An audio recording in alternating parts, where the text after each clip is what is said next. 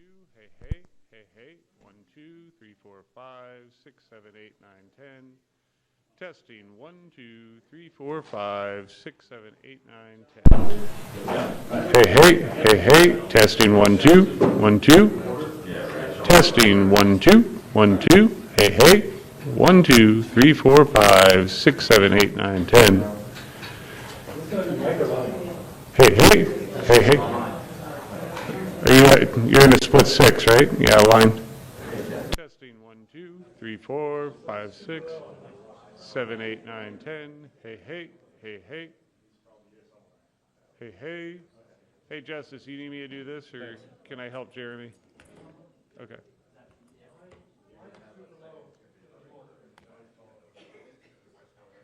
Audio test 1, 2, 3, 4, 5, 6, 7, 8, 9, 10. Audio test 1, 2, 3, 4, 5, 6, 7, 8, 9, 10. Audio test 1, 2, 3, 4, 5, 6, 7, 8, 9, 10. Audio test 1, 2, 3, 4, 5, 6, 7, 8, 9, 10. Audio test 1, 2, 3, 4, 5, 6, 7, 8, 9, 10. Audio test 1, 2, 3, 4, 5, 6, 7, 8, 9, 10. Audio test 1, 2, 3, 4, 5, 6, 7, 8, 9, 10. Audio test 1, 2, 3, 4, 5, 6, 7, 8, 9, 10. Audio test 1, 2, 3, 4, 5, 6, 7, 8, 9, 10. Audio test 1, 2, 3, 4, 5, 6, 7, 8, 9, 10. Audio test. Jeremy, who's been grabbing the ropes? That's off. Should be off. Are they correct? I don't know. Audio test 1, 2, 3, 4, 5, 6, 7, 8, 9, 10. Audio test 1, 2, 3, 4, 5, 6, 7, 8, 9, 10. Audio test 1, 2, 3, 4, 5, 6, 7, 8, 9, 10. Audio test 1, 2, 3, 4, 5, 6, 7, 8, 9, 10. Is press. Anybody can do it.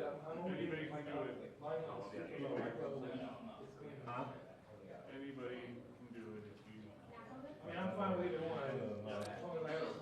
Audio test 1, 2, 3, 4, 5, 6, 7, 8, 9, 10. Audio test 1, 2, 3, 4, 5, 6, 7, 8, 9, 10. Audio test 1, 2, 3, 4, 5, 6, 7, 8, 9, 10. Audio test 1, 2, 3, 4, 5, 6, 7, 8, 9, 10. Audio test 1, 2, 3, 4, 5, 6, 7, 8, 9, 10. Audio test 1, 2, 3, 4, 5, 6, 7, 8, 9, 10. Audio test 1, 2, 3, 4, 5, 6, 7, 8, 9, 10. Audio test 1, 2, 3, 4, 5, 6, 7, 8, 9, 10. Audio test 1, 2, 3, 4, 5, 6, 7, 8, 9, 10. Audio test 1, 2, 3, 4, 5, 6, 7, 8, 9, 10. Audio test 1, 2, 3, 4, 5, 6.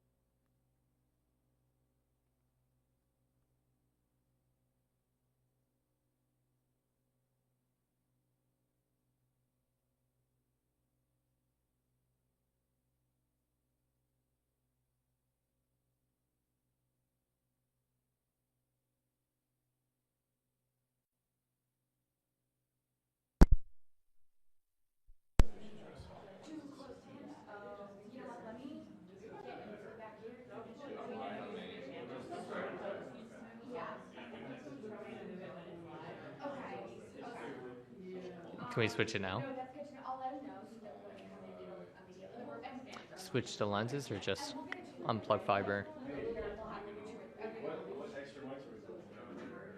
That's what I would do. Unplug fiber, unplug power, unplug the red XLR, and just switch it.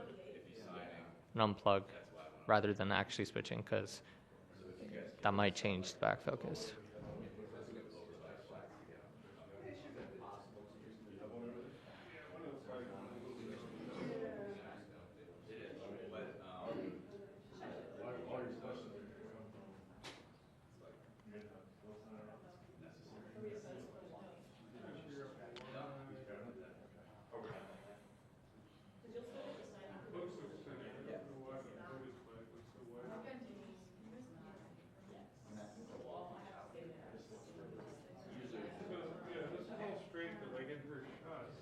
eye goes like really wide to the right for some reason. Okay. I don't can put all those. From here, it looks like it's wide. It's further this way. Yeah. Are you talking about POTUS?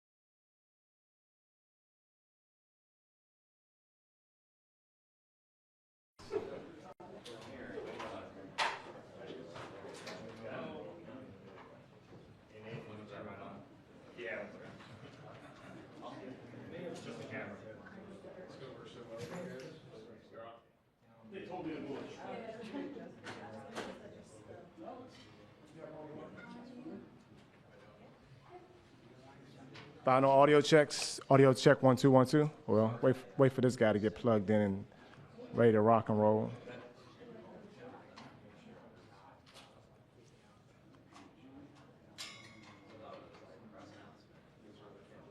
Main cam, you all are good?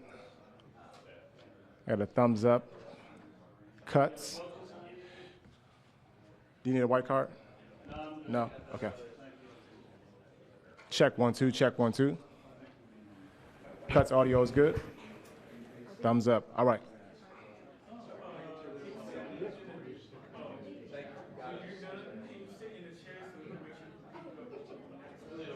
I'm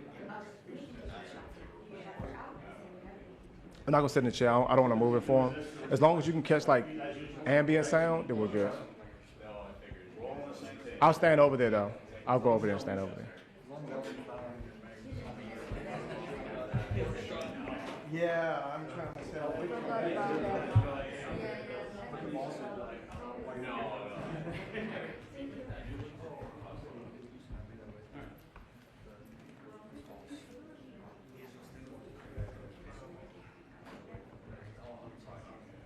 You guys good on camera over here? Good. Okay. Ambient mic check 1 2. Ambient mic check 1 2. Check 1 2. Good.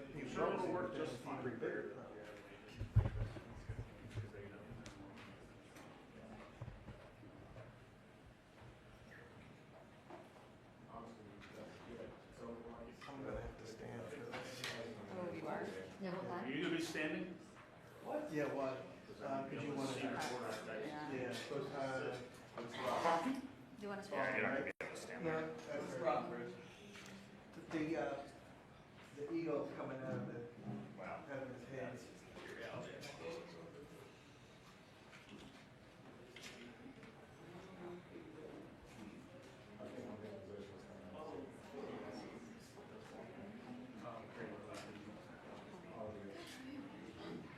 Can we make sure all our phones are on silent, please?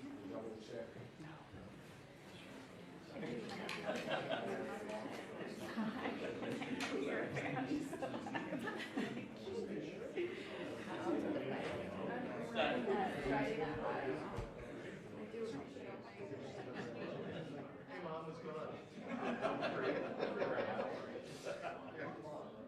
No, I got time. Go ahead. What's up?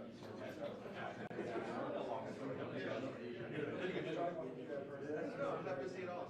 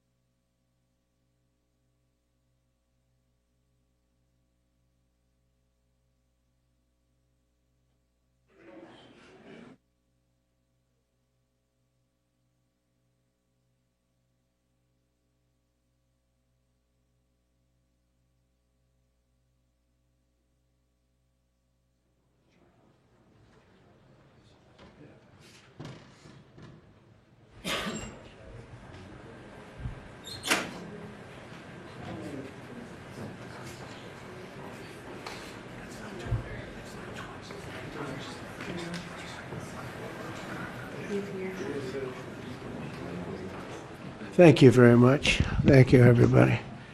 It's a big day. Should be fun. I don't know. You'll maybe find reasons why it's not, but I can't imagine because we have a lot of great things happening. It's been a very strong week and a very strong weekend. Before we begin, let me say a few words about the historic events that took place over the last few days. On Saturday, my administration helped broker a full and immediate ceasefire, I think a permanent one, between India and Pakistan, ending a dangerous conflict of two nations with lots of nuclear weapons. And they were going at it hot and heavy, and it was seemingly not going to stop. And I'm very proud to let you know that the leadership of India and Pakistan was unwavering, powerful, but unwavering in both cases, and having these, they really were, from the standpoint of having the strength and the wisdom and fortitude to fully know and to understand the gravity of the situation. And we helped a lot. And we helped also with trade. I said, come on, we're going to do a lot of trade with you guys. Let's stop it. Let's stop it. If you stop it, we're doing trade. If you don't stop it, we're not going to do any trade. People have never really used trade the way I used it. That I can tell you. And all of a sudden they said, I think we're going to stop. And they have. And they did it for a lot of reasons, but trade is a big one. We're going to do a lot of trade with Pakistan. We're going to do a lot of trade with India. We're negotiating with India right now. We're going to be soon negotiating with Pakistan. And we stopped the nuclear conflict. I think it could have been a bad nuclear war.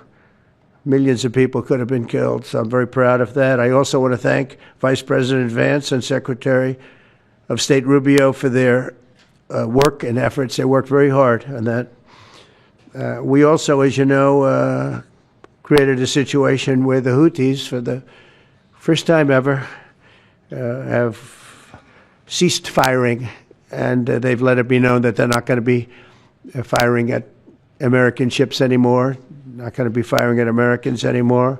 This was a heavy barrage that lasted for approximately 50 days. And as you know, they've been in war essentially for forever. But over the last 10 years, they've been very difficult for other countries. Nobody was able to do what we did. But they stopped, and we take their word for it. Their surrogates and them directly said, we don't want to do this anymore. And so we were satisfied with that. In addition, yesterday we achieved a total reset with China after productive talks in Geneva. Both sides now agreed to reduce the tariffs imposed after April 2nd to 10% for 90 days as negotiators continue on the larger structural issues.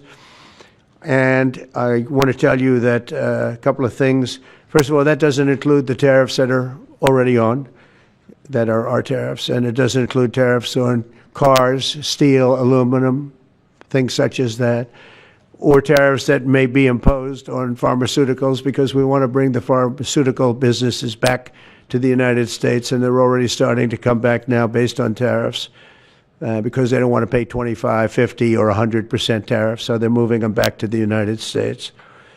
I spoke to Tim Cook this morning, and he's going to, I think, even up his numbers, $500 billion. He's going to be building a lot of plants in the United States for Apple, and we look forward to that. I really do look forward to that.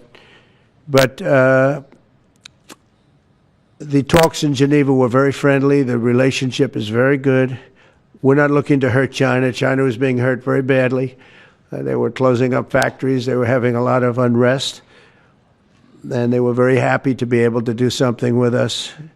And the relationship is very, very good. I'll speak to President Xi maybe at the end of the week. We have some other things we're doing. But one of the biggest things that we're doing, and I don't know if people realize this, but we made a great deal with China, a great trade deal. But it was a much bigger deal originally, and then they canceled it right in the last day. Some of you faces I remember were there when that happened. I remember you. And we had a deal where they opened up their country to trade with the United States. And they took that away at the last moment, and then I canceled the whole thing. And then 6 months later, we ended up doing a smaller deal. But it was a big deal. It was $50 billion worth of product that they were going to purchase from our farmers, et cetera. And we agreed to that. People thought it was 15 because they were doing 15. We made it 50 because I misunderstood the 15. I said, you got to get 50. Because when I asked, if you remember the story, when I asked, what are we doing with them? My Secretary of Agriculture at the time, Sonny Perdue, said, sir, it's about 15 billion and we're asking for 15. And I thought he said 50. So I said, so they came back with the deal at 15. And I said, no way, I want 50. Because you said 50. They said, sir, we didn't say that. Anyway, bottom line, I said, go back and ask for 50, and they gave us 50. And they were honoring the deal, and we would call them up a lot for the corn and for the wheat and for everything. They were honoring the deal, and then when Biden got in, they no longer honored the deal. There was nobody to call. I would call on an average of once every 2 weeks to say, come on, you have to speed it up a little bit. And our farmers were doing great. I said to them, buy more land and bigger tractors, if you remember. That's what happened. But the deal was a very good deal. But the best part of the deal was that we opened up China. China agreed to open itself up to American business to go in. And it would have been a great thing, I think, for China. They would be able to see things that they haven't seen. They would be able to buy products that they had never been able to buy. Would have been great for American business. I think it would have brought unity between China, better unity between China and the United States. And the bottom line is that they canceled it the last day. We were all set to sign it, and then I went a little bit angry. I got a little angry. I said, they canceled the deal. The deal was done. It was all ready to be signed, and people went over. They came back to me, sir, they don't want to sign the opening up China. Well, the biggest thing that we're discussing is the opening up China, and they've agreed to do that, but it's going to take a while to paper it. You know, that's not the easiest thing to paper. But that's the single, I think, to me, some people would disagree. Some people would say we're getting a lot of money with tariffs or whatever, but, you know, especially when you add what we already have. Because remember, we're already getting the 50% on steel and different things. That's not included in these numbers, so you can add that. But the biggest thing to me is the opening up. I think it would be fantastic for our businesses if we could go in and compete with China. It would be a lot of jobs for China. It would be, I think, at a time when they can frankly use the jobs. And that's what we're talking about. So that's a very, very important element to add. So when Scott, I watched him speak the other day, and I think he didn't want to say it, but I said, it's okay to say it. Look, if we don't get it, we don't get it. But if we don't get it, it won't be a positive thing. But if we do get it, I think it's maybe the most important thing to happen. Because if you think about it, we opened up our country to China. They have very few restrictions. And they didn't open their country to us. Never made sense to me. It's not fair. And they've agreed to open China, fully open China. And I think it's going to be fantastic for China. I think it's going to be fantastic for us. And I think it's going to be great for unification and peace.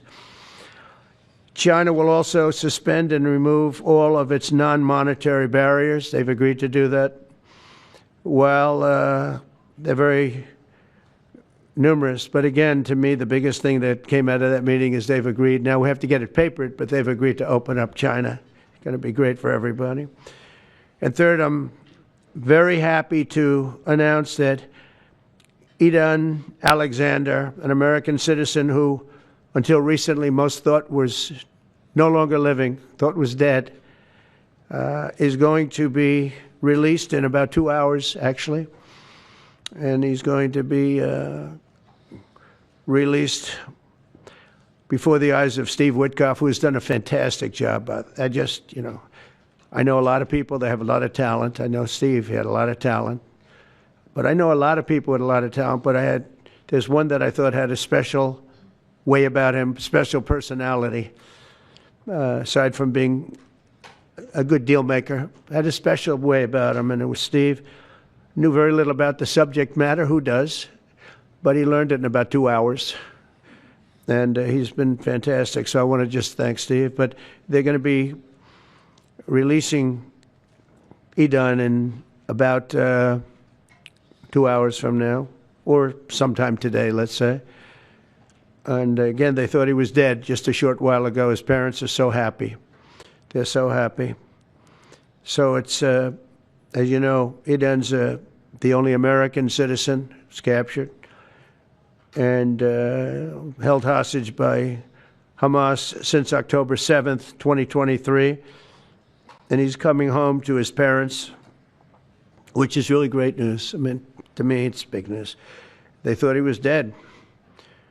So that's that. So we'll be heading there, and we'll be seeing 3 primary countries. You know all about that: Saudi Arabia, UAE, Qatar. On Thursday's meeting with Russia and Ukraine is very important.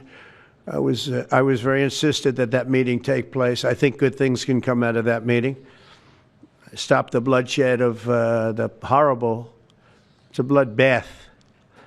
But that 5,000 more, it's really much more, I'm trying to be conservative, more than 5,000 soldiers. Russian, they're not American soldiers, they're from Russia, they're from Ukraine, but they're people. They're human souls, and they're being killed at levels that we haven't seen since the Second World War. And it's every week. A lot of drone fighting. It's a whole new form of warfare, and it's violent and vicious. And so that's it.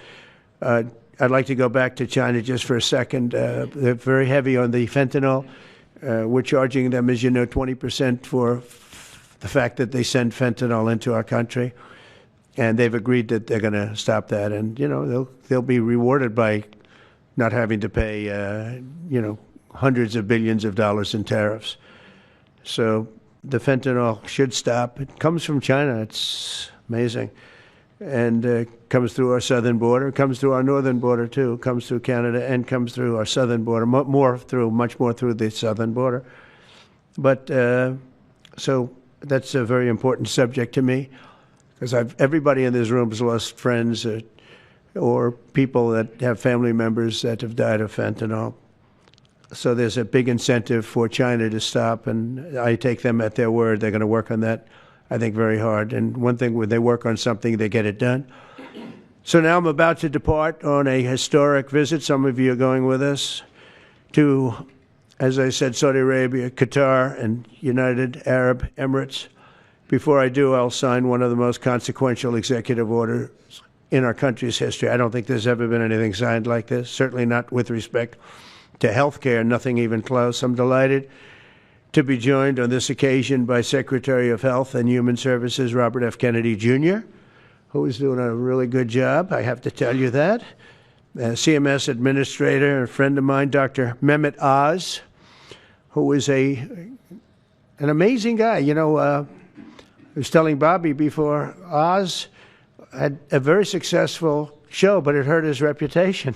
Because when you're in show business, it hurts your reputation a little bit. It's good for you, but in terms of professionalism and being a doctor, it sort of hurts your reputation. This guy went to the best schools, was the best, top of the line.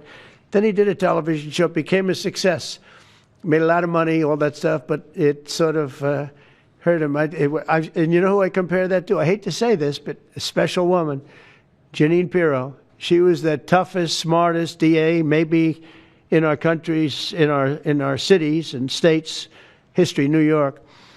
She was really tough, really sharp. Then she did a show, and people didn't think of her quite the same way. She became more of an entertainment person, like Oz. Oz is not an entertainer. He's not really an entertainer, if you know the real story. And she isn't either. She is unbelievable. She was one of the strongest district attorneys in the history of New York, highly respected, very tough, went after the drug dealers at a level that you don't see today anymore. And hopefully she's given up she's leaving the #1 show on cable television, one of the #1 shows on television, period, The Five, but they've got great people left behind, but she was a big part of it. And so I equated to that. Jeanine Pirro is unbelievable. FDA Commissioner Dr. Marty McCary, with a reputation that's second to none, and the job he's doing already has been fantastic. Thank you, Marty. And Director of National Institute of Health, Jay Bhattacharya, who has been, as you know, from Stanford, so highly regarded, and have all been working with us very hard on this. And the question they would ask, being a little bit new to the government aspect of it, is why doesn't somebody fight the drug price situation, meaning equalization? There's a term, it's called equalization. Nobody wants to mention that term. And I'm not knocking the drug companies. I'm really more knocking the countries than the drug companies, because they're forced to do things. But the drug lobby is the strongest lobby in this country, they say, the drug lobby. It's between that and lawyers. And they have a lot of power. But starting today, the United States will no longer subsidize the health care of foreign countries, which is what we were doing. We're subsidizing others' health care. Countries where they paid a small fraction of what, for the same drug, that what we pay many, many times more for. And will no longer tolerate profiteering and price gouging from Big Pharma. But again, it was really the countries that forced Big Pharma to do things that, frankly, I'm not sure they really felt comfortable doing. But they've gotten away with it, these countries. European Union has been brutal. And the drug companies actually told me stories. It was just brutal how they forced them. And European Union suing all our companies, Apple, Google, Meta. They're suing all of our companies. They end up, they have judges that are European Union-centric, and they get rewarded $15 billion, $17 billion, $20 billion, and they use that to run their operation. Not going to happen any longer, that I can tell you. So what's been happening is we've been subsidizing other countries throughout the world, not just in Europe, throughout the world. European Union was the most difficult, from what I understand. I mean, I'll tell you a story. A friend of mine who's a businessman, very, very, very top guy. Most of you would have heard of him. A highly neurotic, brilliant businessman, seriously overweight, and he takes the fat shot drug. And he called me up, and he said, President, he calls me, he used to call me Donald, now he calls me President, so that's nice respect. But he's a rough guy, smart guy, very successful, very rich. I wouldn't even know how we would know this, but because he's got comments. Said, President, could I ask you a question? What? I'm in London, and I just paid for this damn fat drug I take. I said, it's not working. He said, I just paid $88, and in New York I pay $1,300. What the hell is going on? He said, so I checked, and it's the same box, made in the same plant, by the same company. It's the identical pill that I buy in New York. And here I'm paying $88 in London. In New York, I'm paying $1,300. Now, this is a great businessman, but he's not familiar with this crazy situation that we have. But he was stunned. But it was just one of those stories. And I brought it up with the drug companies, represented by somebody who's very, very smart, good person, too. And we argued about it for about half hour, and then finally he just said, because they can't justify it, he just said, look, you got me. You got me. I can no longer they've been justifying this crap for years. They said, oh, it's research and development. Well, I said, well, research and development, other countries should pay research and development too. It's for their benefit.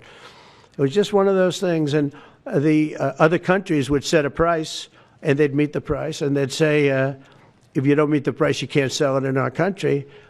I said, well, then you walk away, and, they'll call you back, and they'll sell it in the country. But now they'll have to do that. So for the first time in many years, we'll slash the cost of prescription drugs, and we will bring fairness to America. Drug prices will come down by much more, really, if you think. 59, if you think of a drug that is sometimes 10 times more expensive, it's much more than the 59%, it depends on the way you want to analyze it, but in one way you could analyze it that way. But between 59 and 80, and I guess even 90%. So when I worked so hard in the first term, and if I got prices down, remember I was the only one to ever get prices down for a full year, but I'd get them down like 2%, and I thought it was like a big deal. Well, we're getting them down 60, 70, 80, 90%, but actually more than that if you think about it in the way mathematically. And farmer has to say, we're sorry, but we'll not be able to do this any longer to these countries that have been so tough. They've been very tough, nasty. It's trade. It's trade. And pharma is also very powerful. And the Democrats have protected pharma. The Democrats, this is the Democrats have protected pharma. These are the Democrats. And by the way, I just called the Speaker of the House, and I just called the leader, our leader in the Senate, John Thune, Mike Johnson. Spoke to both of them. I said, when you score, you're going to have to score two things. You're going to have to, number one, score that hundreds of billions of dollars of tariff money is coming in. But even bigger than that, you're going to have to score that your cost for Medicaid and Medicare and just basically pharmaceuticals and drugs is going down at a level that nobody has ever seen before. It'll pay for the Golden Dome. I see the Golden Dome is there, see? That'll easily pay for the Golden Dome. And we'll have a lot of money left over. We need the Golden Dome, by the way, in this world. Although this world's a lot safer today than it was a week ago, and a lot safer than it was 6 months ago. We had people that had no clue what they were doing. So today Americans spend 70% more for prescription drugs than we spent in the year 2000. Think of that. Our country has the highest drug prices anywhere in the world by sometimes a factor of 5, 6, 7, 8 times. It's not like they're slightly higher. They're 6, 7, 8 times. There are even cases of 10 times higher. So that you go 10 times more expensive for the same drug, that's big numbers.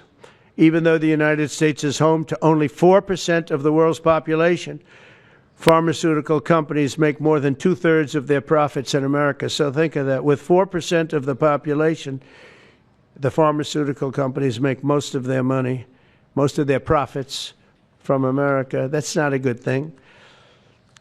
Now, I think, by the way, I have great respect for these companies and for the people that run them. I really do. And I think they did one of the greatest jobs in history for their company, convincing people for many years that this was a fair system. And nobody really understood why, but I figured it out. For years, pharmaceutical and drug companies have said that research and development costs were what they are, and for no reason whatsoever. They had to be borne by America alone. Not anymore, they don't.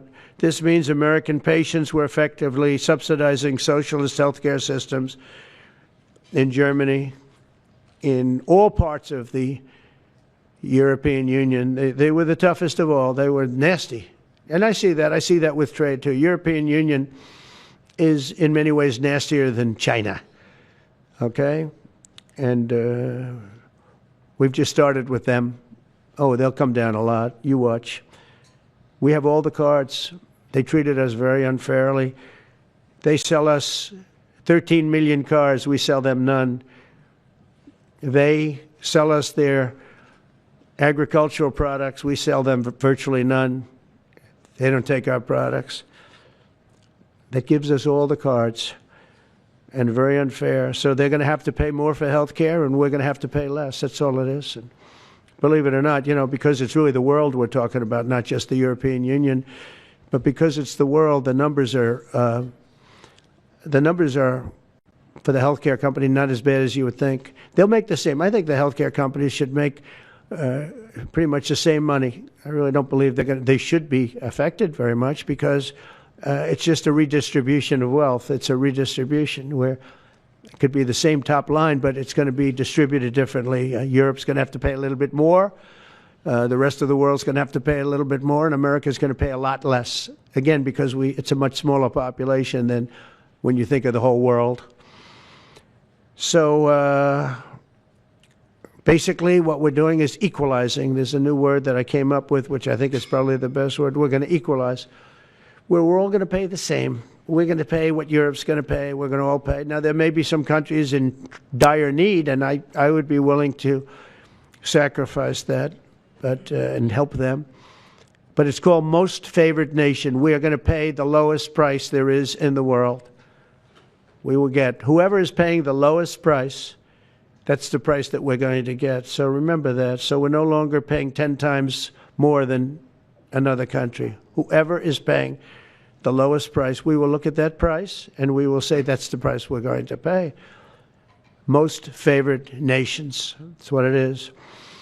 One breast cancer drug costs Americans over $16,000 per bottle, but the same drug from the same factory, manufactured by the same company, is 1/6 that price in Australia and 1/10 that price in Sweden. 1/10 for the identical product. A common asthma drug costs almost $500 here in America, but costs less than $40 in the United Kingdom. So $40 in the United Kingdom, which is where this gentleman told me he paid a small amount for his shot.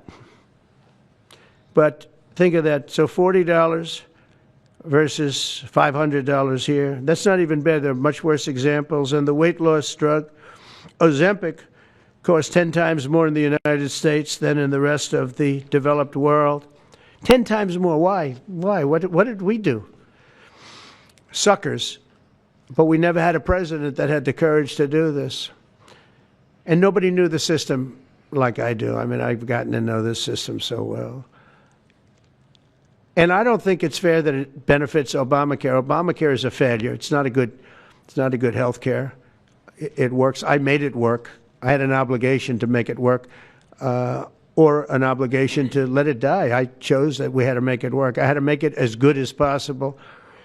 And I had a choice. I could have let it fail or make it as good as possible. As good as possible means it was still not very good, but it survived. And we did the right thing. But this makes everything work. And I don't want to have a bad form of health care work because of the fact I was able to cut drug prices by 80 or 90%.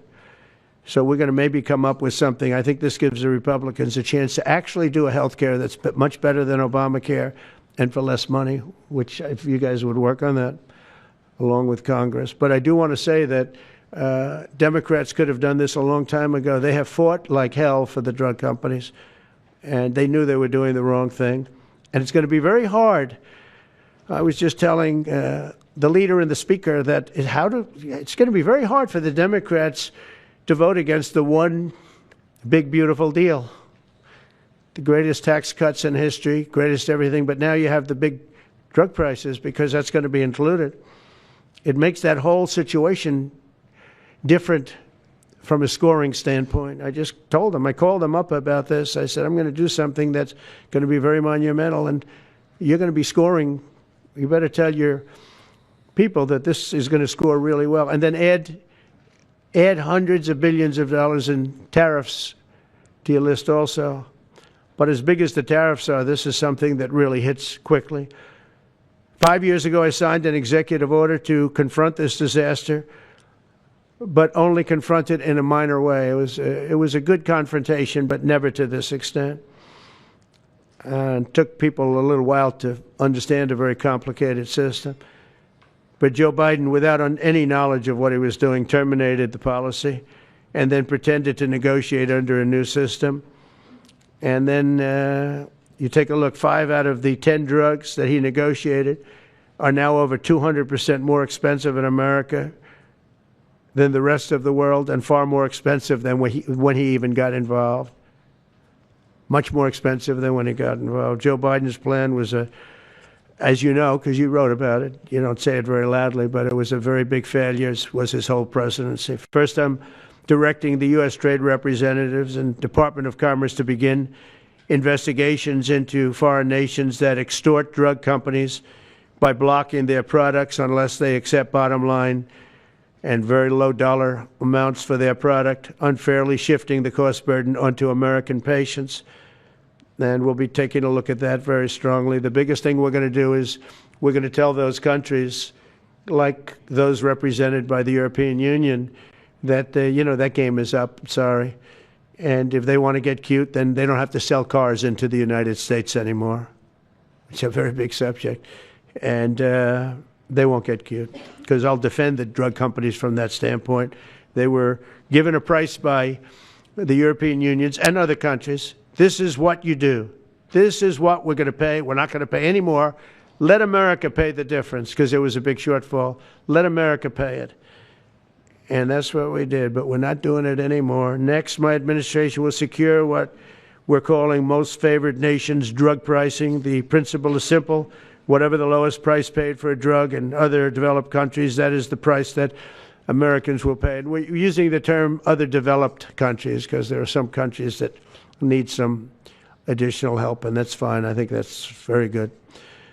Some prescription drug and pharmaceutical prices will be reduced almost immediately by 50 to 80 to 90%. Big Pharma will either abide by this principle voluntarily or will use the power of the federal government to ensure that we are paying the same price as other countries. To accelerate these price restrictions and reductions, my administration will also cut out the middlemen. We're going to totally cut out the famous middlemen. Nobody knows who they are, middlemen. I've been hearing the term for 25 years, middlemen. I don't know who they are, but they're rich. That I can tell you. We're going to cut out the middlemen and facilitate the direct sale of drugs at the most favored nation price directly to the American citizen. So we're cutting out, Bobby, the middlemen. It's so important, right? They got to do that. They're worse than the drug companies. They don't even make a product, and they make a fortune. It's very smart business people, that I can tell you. If companies make no significant progress toward most favored nation pricing, which we will insist that they do, so I think I'm wasting time talking about it. We're going to insist upon it. And we'll insist, and we're going to help the drug companies with the other nations, because those other nations do a lot of trading with us. They need our trade, just like China needed us very badly. They need us just as badly. We will do whatever we have to with trade, just like we did some great things with trade with India and Pakistan. It really helped the situation, very heated situation. Could have lost millions of people, more than millions. I mean, many millions of people. And they want to do business with America. But we never used our powers that way. We never knew how. We never had people that knew how to do that. We'll also open up America's market to safe and legal imports of affordable drugs from other countries, putting dramatic downward pressure on prices. And if necessary, we'll investigate the drug companies, and we'll, in particular, investigate the countries that are doing this, and we will add it onto the price that we charge them for doing business in America. In other words, we'll add it onto tariffs if they don't do what is right, which is everybody should equalize. Everybody should pay the same price. And special interests may not like this very much, but the American people will. I am doing this for the American people. I'm doing this against the most powerful lobby in the world, probably the drug lobby, drug and pharmaceutical lobby. But it's one of the most important orders, I think, that's ever been signed, certainly with regard to health care or health in the history of our country, and it's an honor to be a part of it. And I'd like to ask Robert F. Kennedy to say a few words, please. Thank you. Thank you, Mr. President. This is an extraordinary day. This is an issue that, I grew up in the Democratic Party, and every major Democratic leader for 20 years has been making this promise to the American people. This was the fulcrum of Bernie Sanders' runs for presidency, that he was going to eliminate this discrepancy between Europe and the United States. But as it turns out, none of them were doing it. It's one of these promises that politicians make to their constituents, knowing that they'll never have to do it. And the reason they'll never have to do it is because they know that Congress is controlled in so many ways by the pharmaceutical industry. There's at least one pharmaceutical lobbyist for every congressman, every senator on Capitol Hill, and every member of the Supreme Court. By some estimates, 3. Pharmaceutical companies, the industry itself spends 3 times what the next largest lobbyist spends on lobbying. So this was an issue that people talked about, but nobody wanted to do anything because it was radioactive. They knew you couldn't get it by Congress. We now have a president who is a man of his word, who has the courage. President Trump was taking money from the pharmaceutical industry too. I think they gave you $100 million. But he can't be bought, unlike most of the politicians in this country. And he is standing here for the American people. I don't know what, there's writers like Lord Elizabeth Warren or Robert Reich who are saying that President Trump is on this side of the oligarchs. There has never been a president more willing to stand up to the oligarchs than President Donald Trump. And I'm very, very proud of you, Mr. President, for your courage, I'll say, because I don't want to be crude, your intestinal fortitude, your stiff spine, and your willingness to stand up for the American people. We have 4.2% of the world's population. Our country represents 75% of the revenues for pharmaceutical companies. We spend in our country $1,126 per capita on drugs. In Britain, they spend about $240. They spend 1/5 of what we do. And this is true across Europe. And the drug companies, Europeans, if you ask them, it made no sense what they were saying. America has to pay for this innovation or it's not going to happen. What President Trump is saying to our European partners is you've got to raise the amount that you're paying for those drugs and pay for your share of the innovation. That the United States is no longer subsidizing that. If the Europeans raise the price of their drugs by just 20%, that is $10 trillion that can be spent on innovation, and the health of all people all across the globe is going to increase because we're going to have better products. So I'm just so grateful to be here today. I never thought that this would happen in my lifetime. I have a couple of kids who are Democrats, are big Bernie Sanders fans, and when I told them that this was going to happen, they had tears in their eyes because they thought this is never going to happen in our lifetime, and we finally have a president who's willing to stand up for the American people. Thank you, and Dr. Oz. Thank you, Secretary Kennedy. This is the most powerful executive order on pharmacy pricing and healthcare ever in the history of our nation. And it's only happening because we have a president with the fortitude, the guts to stand up to the withering criticism and lobbying that's going to occur as soon as folks hear about the executive order. So on behalf of the child in Philadelphia who's got an autoimmune disease with a $1,000 a month drug, or the older woman in Los Angeles who's on a blood thinner who can't afford her copay, I want to thank President Trump. God bless you for having the guts to take on this industry. Thank you, sir. Thank you very much.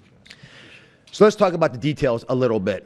And this is primarily about equalization, as President Trump said. It's about fairness. Think of NATO as a metaphor.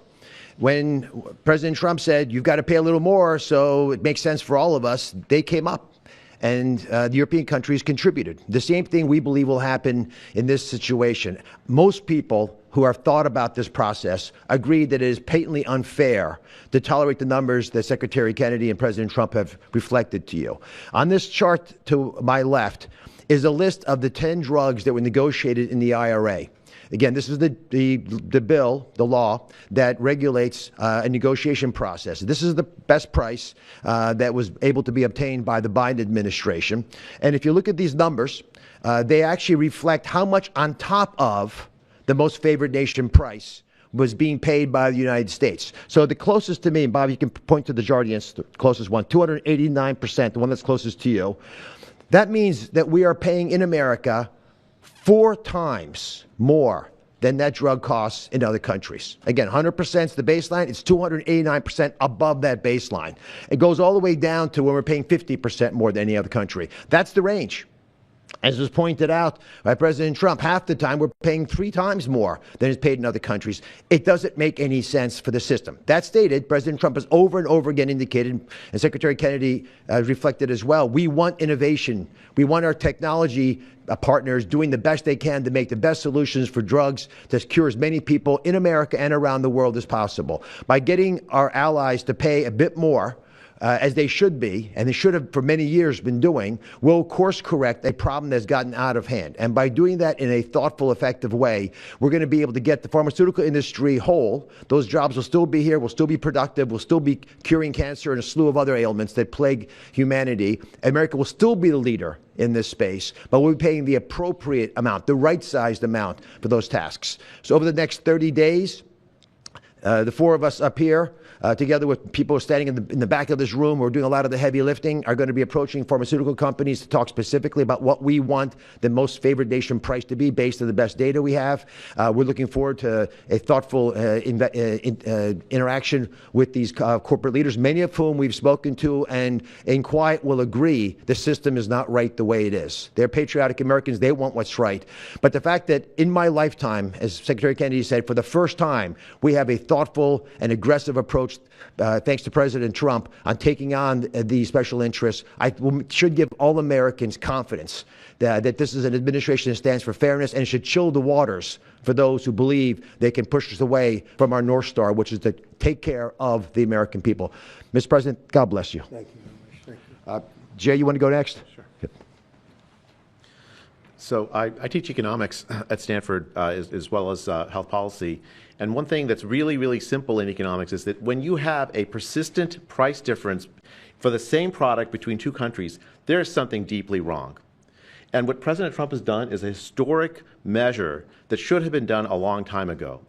What we're going to do is make sure that those prices become much closer to equal, like a competitive market you'd expect.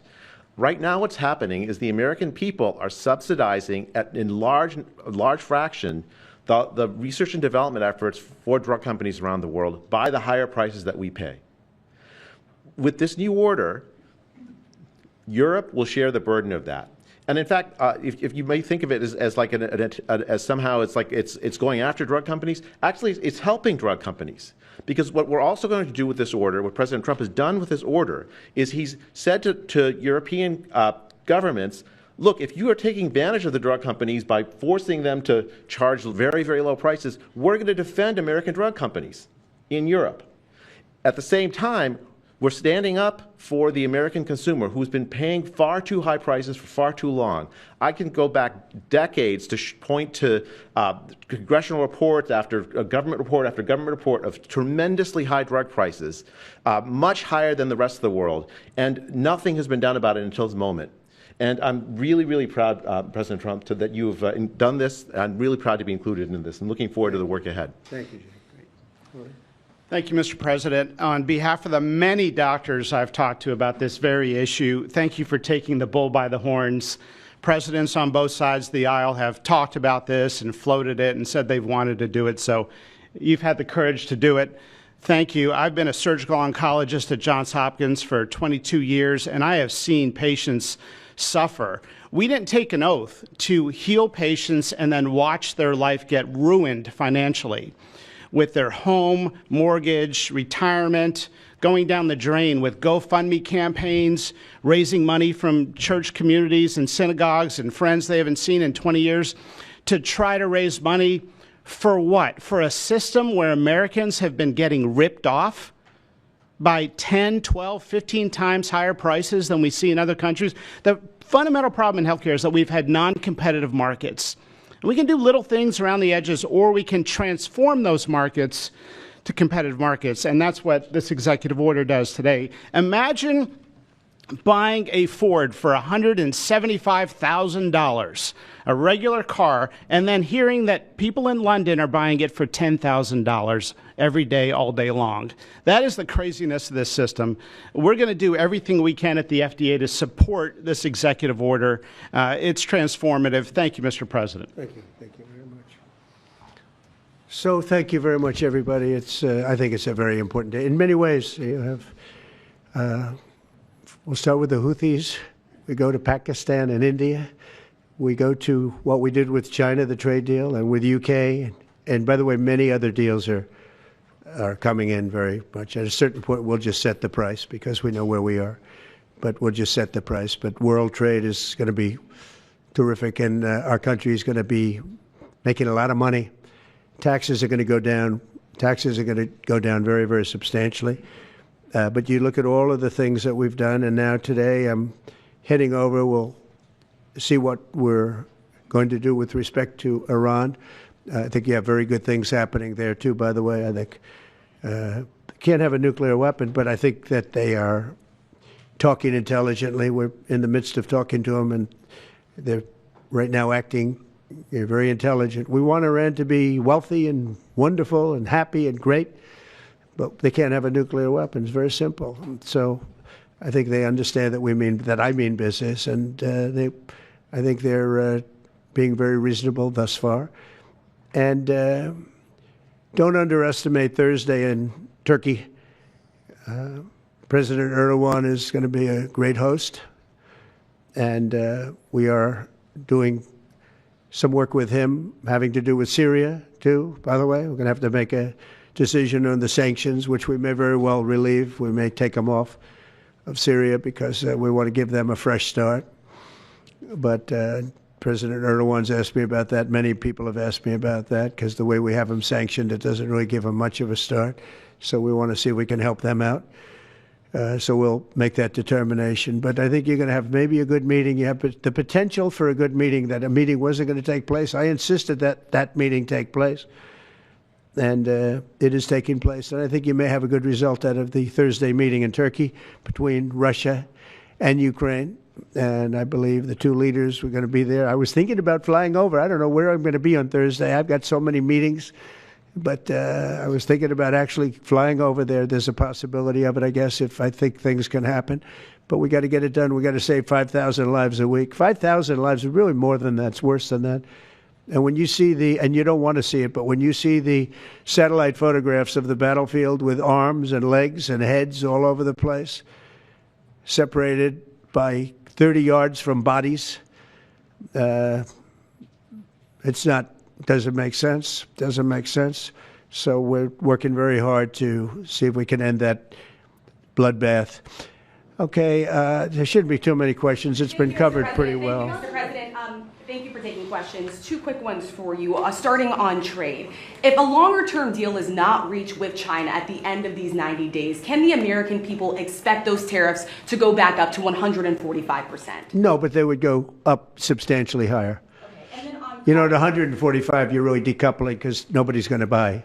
But they can go, they got very high because of additional tariffs I applied during the course because of fentanyl and other things. But no, but they'd go substantially higher. And then on Qatar, Mr. President, I think you will have a deal, however. You're confident that there will be a deal. On Qatar, has Qatar asked for anything in exchange for that $400 million luxury jumbo jet? And how can the American people be so sure that they will not in the future? Well, I think what happens with the plane is that, we're very disappointed that it's taking Boeing so long to build a new Air Force One. We have an Air Force One that's 40 years old.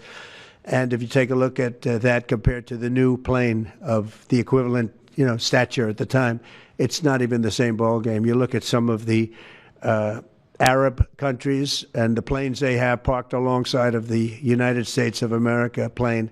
It's like from a different planet. And it's close to 40 years old, might be more than 40 years old now. And we, when I first came in, I signed an order to get it built. I took it over from the Obama administration. They had originally agreed. I got the price down much lower. And then when the election didn't exactly work out the way that it should have, a lot of work was not done on the plane because a lot of people didn't know. They made change orders that were so stupid, so ridiculous. And it ended up being a total mess, a real mess. And when I came back, I said, by the way, what's going on with the Boeings that are coming in? Well, sir, they're way behind. And they are. They're way behind. They were way behind. Another mess that I inherited from Biden. And it's going to be a while before we get them.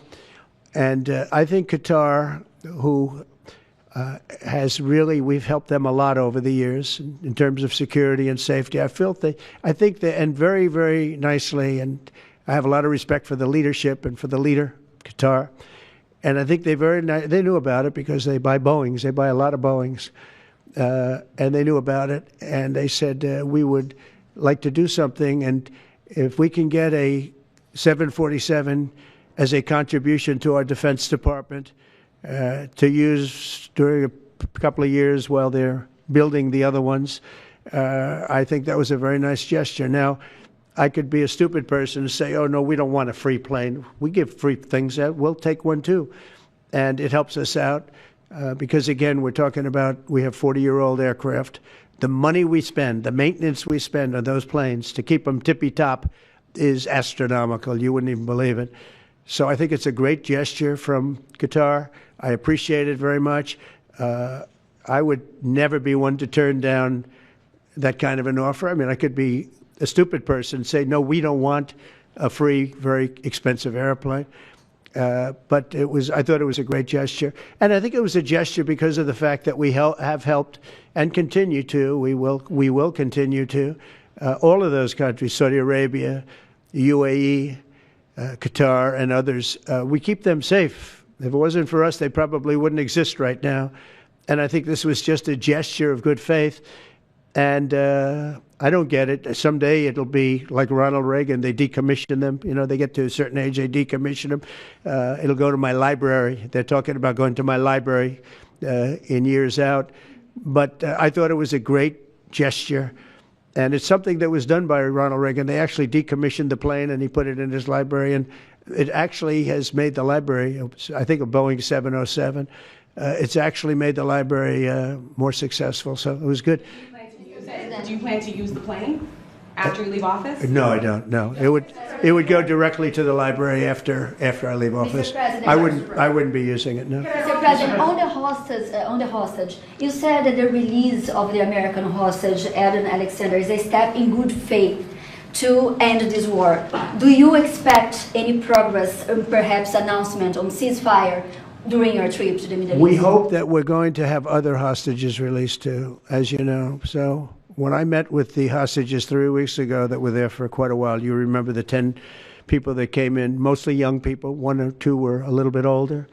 They were explaining the trials and tribulations. I mean, they went through hell.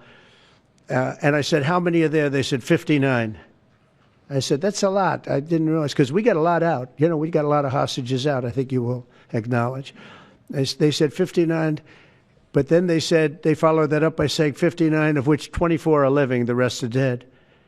But the people whose son, mostly son, I think one daughter in this case, but mostly sons are there, or husbands are there, those people want the dead bodies as much as they want the live body. I have a mother that calls me, but came up to me when I first met her, and she said, sir, please get my son out. He's dead, but they have his body. And I asked her about that, and it's as though he were alive. The level of wanting that body back is the same. It couldn't be any more, as though he were alive. So, you know, getting the bodies back is very important. That could be a thing having to do with the religion. It could be same. I was amazed at the level of importance. It's the same as if the son or husband or whatever was alive. So they said 59. In fact, they came in with a number 59 written out on like a sign on their chest. But they came to thank me for getting them out. And I said, what does the 59 mean? They said, well, that means there are 59 people. But then they said, but 24 are living. Now it's 21. The number's 21. So now it's actually, we'll get Etan today. We think we're getting him today. So it's 20. So they have 20 live hostages there. The rest are dead bodies. Mr. President, are you open to negotiating your tariffs on cars, steel, and aluminum with China or any other country? Well, we're not even talking about that.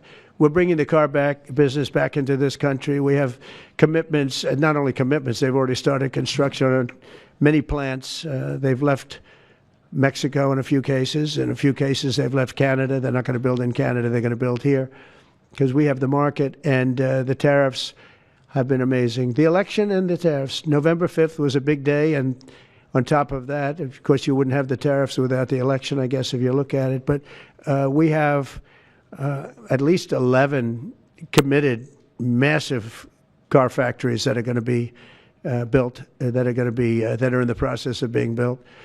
And some are going through, some have actually started. We also have renovations of existing factories where they weren't utilizing the full factory from years gone by, and now they're under full renovation. They'll be opening up full factories in a very short period of time.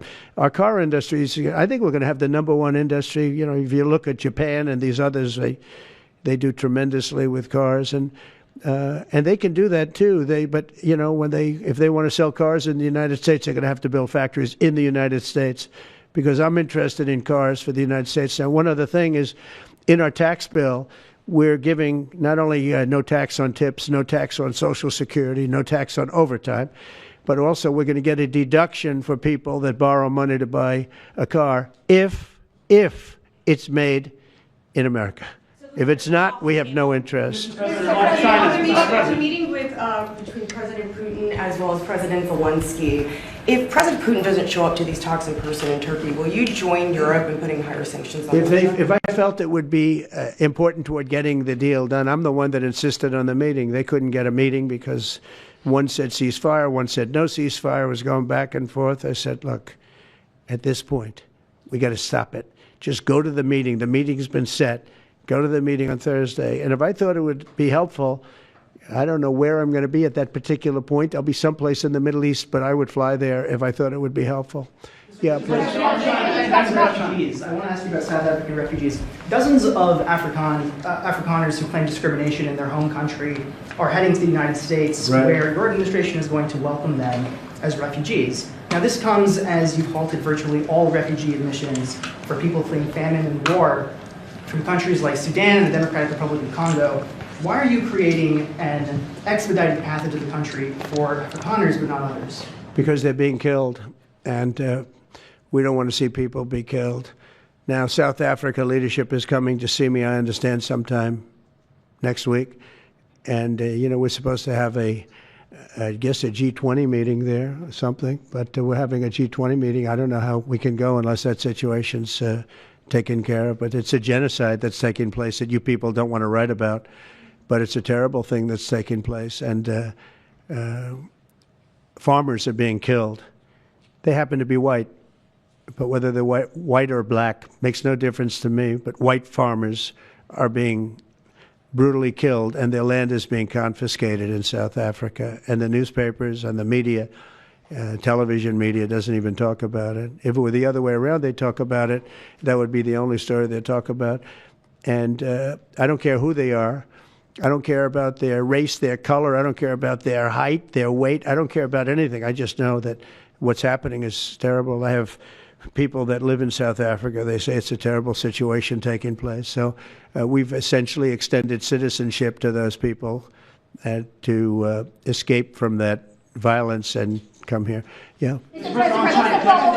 Please. Mr. President, thank you. Are you letting China off the hook for these 90 days, and do you really believe that they will follow through with non-tariff barriers and remove those? Non-monetary tariffs, yeah. Yeah, I think they're going to follow through. I think they want it very badly. I think they want the deal very badly.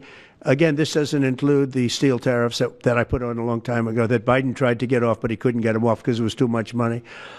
You know, I took in hundreds of billions of dollars from China, what a lot of people don't know, but we put on the tariffs originally. And if I didn't do that, we wouldn't have a steel industry today. Now we have a thriving steel industry. It'll be thriving much more with what we're doing because this is the next level.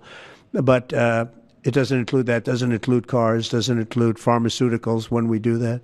And the reason we're doing that will be to get them to come back in the country. You know, there are, again, I always say it because a lot of people forget, but if a company like Eli Lilly, which is making a massive investment in the United States right now. They're building many, many plants. They've already started like 7 of them, many plants, but they are not going to be tariffed.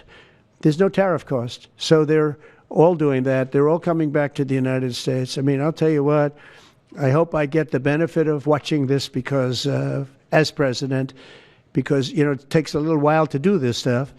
And we're doing it early in the administration.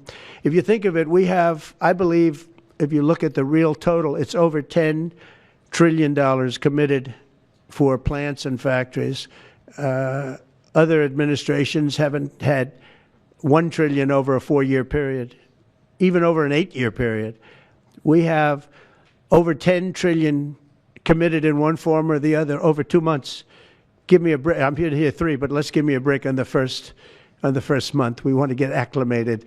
But, but if you think about it, it's really 2 months. And so in 2 months, we have an investment already of over $10 trillion. And other presidents haven't had that done over a year, over 4 years in some cases. It's unprecedented. There's never been anything like it. It's a very exciting time in America. Thank you very much, everybody. Thank you. Who's in charge of the budget bill while you're gone, sir? Mr. President, are you ready to impose sanctions on Russia if Putin doesn't agree with the 30-day ceasefire? I have a feeling they're going to agree. I do. I have a feeling. And we've been to other countries, Let's see what happens. no European countries, Mr. President, in the negotiations. The budget bill negotiations are taking place. Who in your administration is in charge of that while you're gone? Is it Everybody. Bobby, from the standpoint of medical, this group behind me, I mean, I think it's the best group ever assembled in terms of medical.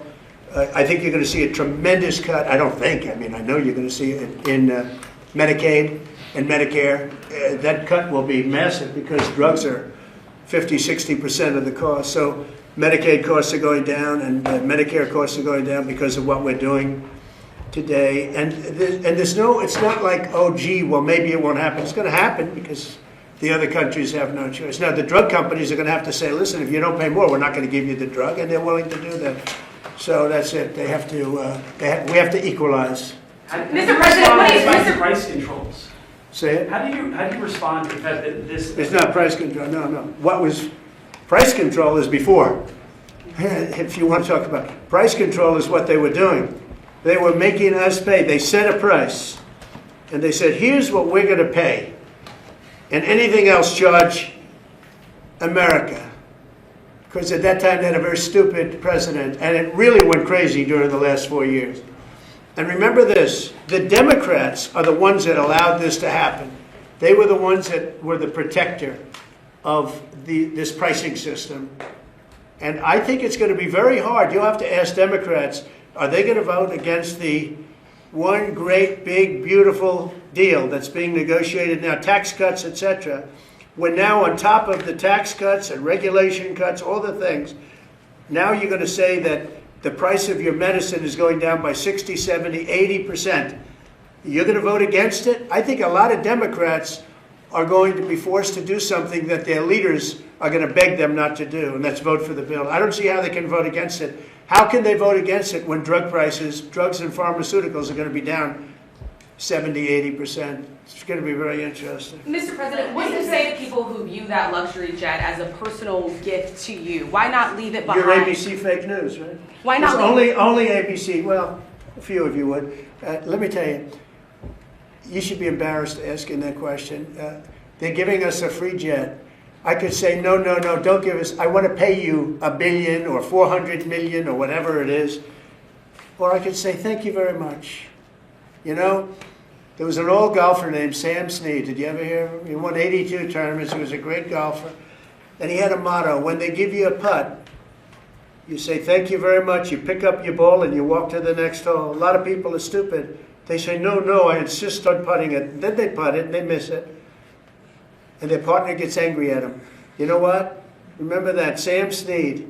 When they give you a putt, you pick it up and you walk to the next hole and you say, thank you very much. Respectfully, sir, as a businessman, some people may look at this and say, have you ever been given a gift worth millions of dollars and then not received anything? It's not a gift to me, it's a gift to the Department of Defense. And you should know better, because you've been embarrassed enough, and so has your network. Your network is a disaster. ABC is a disaster. Here is the bill. Bobby, come on over here. Now you're talking about trillions and trillions of dollars. Thank you very much, everybody. Mr. President, a quick question about Turkey. Thank you very much.